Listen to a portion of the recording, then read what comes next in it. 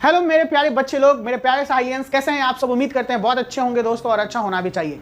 मौसम कुछ गर्मी से अच्छा किया है और अच्छा भी लग रहा है क्योंकि हवाएं चल रही हैं। दिल्ली में बहुत बारिश हुई है, वो तो पता ही होगा न्यूज़ में, इसी की वजह से शायद ये हवाएं चल रही हैं और मौसम कुछ अच्छा यानी गर्मी से राहत है। तो आइए इस गर्मी से राहत में हम लोग अपने नए अध्याय, न्यू चैप्टर को स्टार्ट करें जिसका नाम है भारत इज माई होम। क्या है ये, किसका चैप्टर है? तो ये इंग्लिश में क्लास 12 बुक का नाम है रेनबो पार्ट 2, उसी का चैप्टर नंबर ये 2 है। आज हम लोग पढ़ेंगे अबाउट द ऑथर, यानी लेखक के बारे में आज हमें जानना है। लेखक के बारे में जानना इसलिए जरूरी होता है क्योंकि एग्जामिनेशन में इससे क्वेश्चन करता है। और भारत इज माई होम एक बहुत बेहतरीन टॉपिक है आपके बिहार बोर्ड के एग्जाम का, क्योंकि बिहार बोर्ड के एग्जाम में इसे किया जाता है और आपको जब ये जानकारी हो जाएगी तो इससे एक भी प्रश्न आपका नहीं छूटेगा, इसकी गारंटी है। तो चलिए ना स्टार्ट करते हैं बच्चे लोग और जानते हैं कि सर आज हम लोग जो पढ़ने वाले हैं ना, एक बहुत बेहतरीन शख्स हैं जिनका नाम है डॉक्टर जाकिर हुसैन। सर ये जो है डॉक्टर जाकिर हुसैन, ये हमारे समय में, ठीक है ना, यानी ये हमारे भारत के क्या रह चुके हैं? प्रेसिडेंट रह चुके हैं। लेकिन भारत के प्रेसिडेंट रहने से पहले ये एक जगह के गवर्नर भी थे और सेम ऐसे ही एक शख्स और हैं जो ऐसा हैं। तो चलिए मैं पूछना चाहता हूं कि ये भारत के प्रेसिडेंट होने से पहले कहां के गवर्नर थे? लिखा हुआ है बिहार का, देख लिए होंगे। और बिहार के गवर्नर सेम ऐसा ही एक प्रेसिडेंट बने हैं जो पहले बिहार के गवर्नर हैं और फिर भारत के प्रेसिडेंट बने। कौन है वो?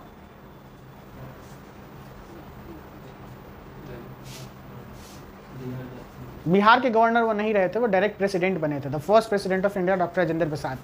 जवाब है या नहीं है? नहीं है। तो आपने नाम सुना होगा रामनाथ कोविंद का, रामनाथ कोविंद, ठीक है ना। इनका नाम सुना तो ये सबसे पहले हमारे बिहार के गवर्नर रहे और इसी के बाद तुरंत क्या बने? प्रेसिडेंट बने। सो हियर वी आर, ये है डॉक्टर जाकिर हुसैन, ठीक है। इनका जन्म हुआ था 1897 में। कब हुआ था? 1897।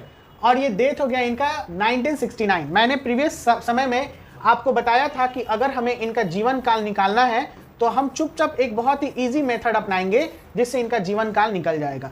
9 में से 7 जाएगा 2, 6 में से 9 नहीं जा सकता है तो इससे 1 लिया, 16 में से 9 जाएगा तो 7। 72 ईयर्स इन्होंने, इनका लाइफ टाइम था।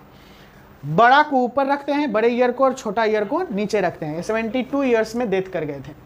इनका जन्म हुआ था हैदराबाद में। ये जो मैं अंडरलाइन कर रहा हूं, these are very important. Bharat is my home के लेखक कौन? डॉक्टर जाकिर हुसैन। एक ग्रेटेस्ट फ्रीडम फाइटर थे ये। क्या थे? Greatest freedom fighter. और इसके साथ साथ एमिनेंट एजुकेशनलिस्ट थे। ये भी वर्ड जो है बहुत इंपॉर्टेंट है। डॉक्टर जाकिर मतलब एक प्रभावी शिक्षाविद थे, ठीक है ना, जो किसी बात को अगर व्याख्या करते थे, लोगों को अगर समझाते थे तो वो बहुत अच्छा समझ में आता था। हम लोग जानते हैं कि शिक्षक कौन होता है?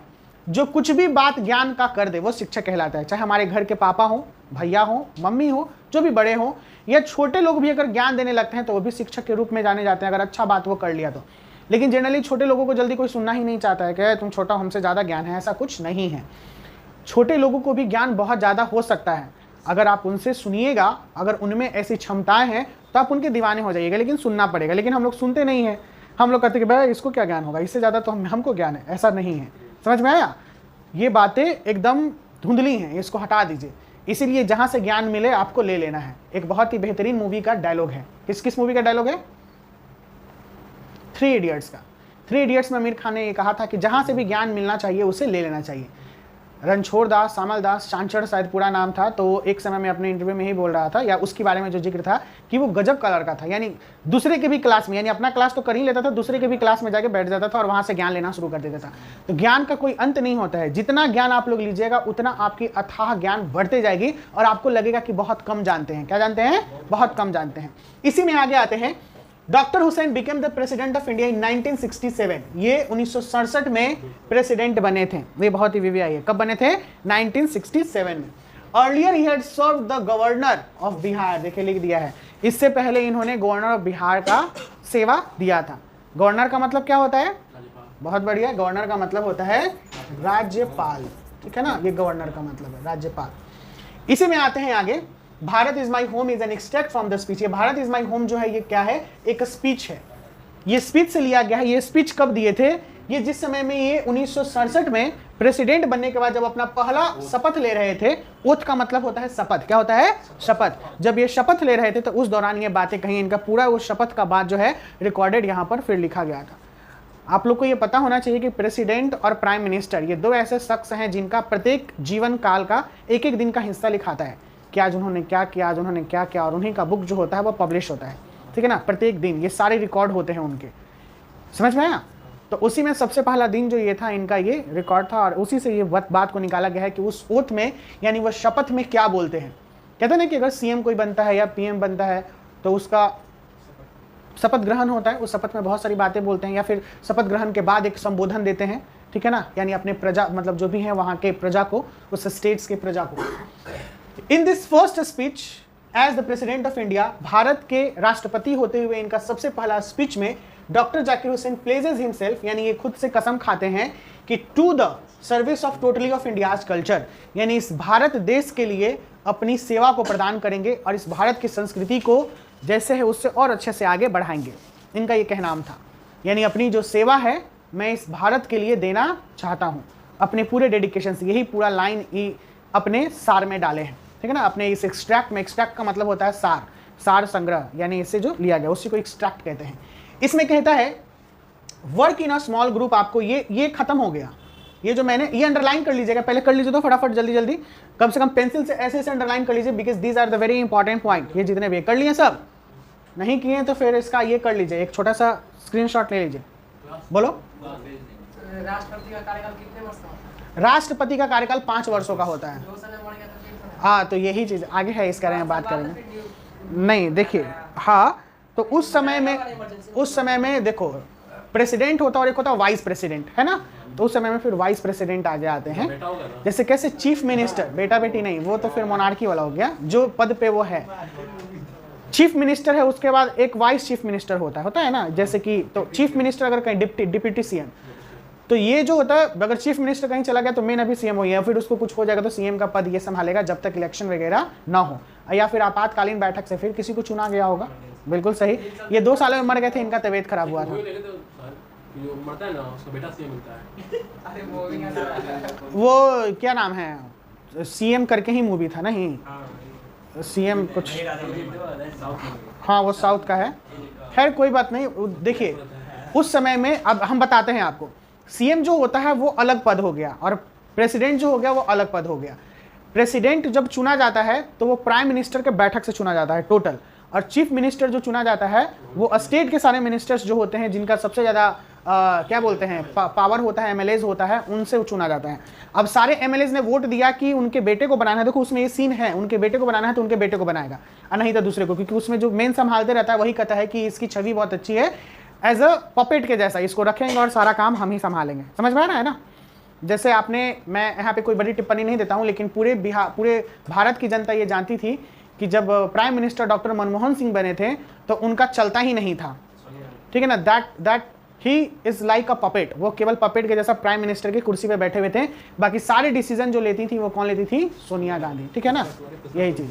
हाँ वही, चलिए आइए, तो ये बात क्लियर हो गया। आगे आते हैं इसमें आगे आने के बाद है हमारा जो आज का काम है वो है इसके बारे में, work in a small group and discuss the following. ये बनाना है आपको, ठीक है।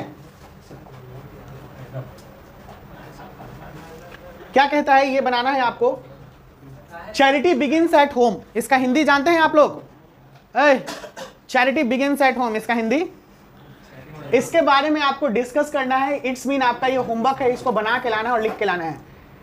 चैरिटी का मतलब होता है दान, क्या होता है, दान। तो ये सबसे पहले हमारे घर से स्टार्ट करनी चाहिए। कहाँ से स्टार्ट करनी चाहिए, घर से। जब हम लोग बच्चे होते हैं तो हम लोग अपने भाई बहन को कुछ देना सीखते हैं, हमारे से छोटे भाई बहन को। जब हमारे लिए कुछ आता है तो हम उसे शेयर करना शुरू करते हैं, नहीं कि नहीं भाई थोड़ा सा हम खाते, थोड़ा तुम भी खा लो। ये ज्ञान आना शुरू होगा, ठीक है ना, ये बातें शुरू हो, यानी यहाँ से हम लोग एक अच्छे कदम की शुरुआत करते हैं। फिर कोई घर में आ जाता है भूखा व्यक्ति लोग या फिर कोई भिखारी, तो हम लोग 1-2 रुपया स्टार्ट कर देते हैं देना। तो सबसे पहले अगर कोई चैरिटी शुरू करता है तो वो अपने होम से शुरू करेगा, तो ये सबसे बेहतरीन है। और नहीं तो घर में कुछ नहीं और बाहर में ही सब कुछ बांट दिए तो फिर क्या ही बचेगा, या फिर वो भी ज्ञात नहीं है। कहते हैं ना कि घर में बहुत चीज़ की कमी है लेकिन बाहर में दिखावा बहुत बड़ा है किसी चीज़ को करने के लिए। इमेजिन करते हैं कि पॉकेट में 100 रुपया है, गर्लफ्रेंड मेरे पास में है, ठीक है ना, और गर्लफ्रेंड को दिखाने के लिए वो भिखारी को 100 रुपया दे दिए कि हम कितना बड़ा अमीर हैं, अब बाद में खुद आगे जाके रोड पे भीख मांग रहा है। नहीं, ऐसे ऐसे सिचुएशंस रील्स वगैरह बहुत सारे बने हैं जिसमें मैंने वो चीज़ें देखी हैं। यानी भीख मांग के भी गर्लफ्रेंड को लोग घुमाते हैं। अचानक से फिर एक समय ऐसा आया कि वो गर्लफ्रेंड ही भीख मंगे के सामने, तो पूरा मुंह ही छुपा लिया ऐसे करके, आगे सामने है लिए हुए कटोरा, दे दे बाबा दे दे, अल्लाह के नाम पे दे दे। इंग्लिश में भी भीख कितने लोग मांगते हैं, give the name of Allah Baba, give the name of मौला। सब जगह पे, सऊदी में बैन है, अमेरिका में, लेकिन फिर भी देखो वहाँ पर टैलेंट से सब मांगता है, ऐसे भीख नहीं मानेगा। Give the name of Allah Baba, give the name of मौला, लाइक मूर्ति वूर्ति बन जाते, स्टैचू बन जाएगा, ठीक है ना, या फिर डांस वांस करेगा वहाँ पे। हाँ फिर हाँ देखे हो डंकी में दिखाया है, नहीं वो नहीं है वहाँ पर, उस टाइप का बेगर नहीं है। भले बैठ जाएगा, बैठ के अपना अस्थिर से एक जगह पे कुछ भी पेपर वगैरह बेच रहा है और सामने फैला देगा, जिसको मन है कि ये गरीब है उसको देना है तो फिर वो दे दिया। लेकिन वहाँ पर कुछ न कुछ एक्टिविटीज से ही किया जाता है। दैट्स वाई अमेरिका में चाहिए सब, देखो भिखमंगे सभी जगहों पे हैं, ये नहीं कि नहीं है, हर एक जगह पे हैं। अब उनकी बातें हैं कि किस तरीके से वो भीख मांगते हैं, हाँ किस तरीके से वो भीख मांगते हैं। अगर वहाँ पे भिखमंगे लोग को नहीं बोलेंगे, उनको कोई काम नहीं मिला, कोई जॉब नहीं मिला, तो उन्होंने सोचा कि मेरे पास ये टैलेंट है और मैं उसे दिखा देता हूँ। जैसे इंडिया गॉट टैलेंट में एक बार थूक फेंकवा आया था, पता नहीं आप लोग देखेंगे नहीं, वो बहुत वायरल हुआ था। मिथुन चक्रवर्ती और 2-3 बैठे हुए थे, वो मैंने देखा, आया था ऐसे करके थूक फेंकता, तू पूरा एकदम वहाँ का ऑडियंस प्लस ये सब ऐसे से बजा दिया, मतलब मोमबत्ती उतार रहा था थूक फेंक के। तो उसके बाद कहा कि ये क्या तुम्हारा, तो कि मेरा टैलेंट है, थूक फेंकने का टैलेंट है, ये भी कोई टैलेंट होता है, ऐसे करके। तो फिर वही सब मतलब उसको रेड दे दिया। फिर उसके बाद वो मतलब शांत हो गया कि क्या करे भाई क्या करे। तो फिर उसके बाद मिथुन चक्रवर्ती कहते हैं कि अगर आपके पास कुछ और टैलेंट है तो दिखाइए, चाहे और, तो बताइए कि क्या टैलेंट है। तो फिर उसके बाद क्या कहा गया, वो गाना शुरू किया, ठीक है ना, वो गाना गाया और रियली बहुत अच्छा गाना गाया। हम उस सीन को देख रहे थे, रियली बहुत अच्छा गाना गाया है वो। तो सारे जो जज थे वो सब खुश हो गए कि वाह ये टैलेंट है आपका। इसके लिए सब ओके किया कि इसमें अगर आगे बढ़ना है, थूक नहीं फेंकना है, थूक फेंकना कोई टैलेंट नहीं है, तो थूक नहीं फेंकना है। टैलेंट किसमें है, आपके अंदर से जो अच्छी चीज़ें आती हैं जिससे लोग खुश होते हैं। जैसे अगर आप गाना गाते हो, अगर आप कुछ अच्छा काम करते हो, तो वो टैलेंट कहलाता है, जो लोग आपको पसंद करें। थूक तो हर एक कोई फेंक देगा, थूक तो ये भी फेंक देगा, इतना दूर की चल जाएगा गंगा जी में, यहीं से। आई पहला चैरिटी बिगिंस एट होम, ये बहुत ही बेहतरीन टॉपिक है। यानी चैरिटी बिगिंस एट होम यानी हम लोग घर से ही सीखते हैं और धीरे धीरे आगे जाके हम लोग पूरे समाज की मदद करने लगते हैं। तो ये सबसे शुरुआत हमें चैरिटी का कहाँ से करना चाहिए, घर से करना चाहिए। अगर कोई मदद मांगे, चाहे कोई कुछ करे, तो उसे दे देना चाहिए, ठीक है ना, ये चैरिटी हो गया।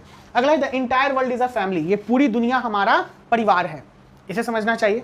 इसमें बात कर रहे हैं कि ये भारत जो है वो हमारा परिवार है, इसीलिए यहाँ पर पूरी दुनिया जो है वो हमारा परिवार है, बिल्कुल परिवार है, इंटायर। जैसे हम लोग कहते हैं ना, हमारे देश में एक बहुत ही इंपॉर्टेंट टैगलाइन है, अतिथि देवो भव। यानी पूरे विश्व के जो लोग यहाँ पर आते हैं वो हमारे लिए अतिथि हैं। और अतिथि क्या होते हैं, देव के जैसा होता है, यानी भगवान के जैसा होता है, जो हम लोगों के हमारे परंपरागत रूप से हमारे संस्कृति में ही ये सिखाया गया है। हमारे माता पिता भी यही सिखाते हैं। हाँ, इस पर फिल्म भी बनाई, लेकिन यही अतिथि अगर 4-5 दिन रह जाए तो फिर आप लोग को ऑकवर्ड लगने लगता है कि अरे यार जल्दी से जाए। तो उसमें दिखाया है कि अतिथि का कितना बड़ा रोल है। Individuals and families are interdependent, ये लाइन है, ये बहुत ही बेहतरीन लाइन है, ध्यान से सुनना है, ध्यान दो। इंडिविजुअल्स का मतलब होता है व्यक्तिगत, इसका मतलब होता है कोई एक, व्यक्तिगत या कोई एक, ठीक है ना, ये इंडिविजुअल्स हो गया। एंड फैमिली का मतलब होता है परिवार। हम लोग जानते हैं कि एक से ही परिवार बनता है ना।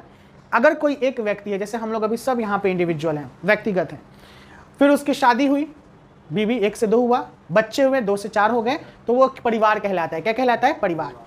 एक दूसरे के ऊपर निर्भर होते हैं, बिल्कुल निर्भर होते हैं। जैसे हम लोग अभी अपने परिवार के साथ जुड़े हुए हैं, वी आर इंडिविजुअल।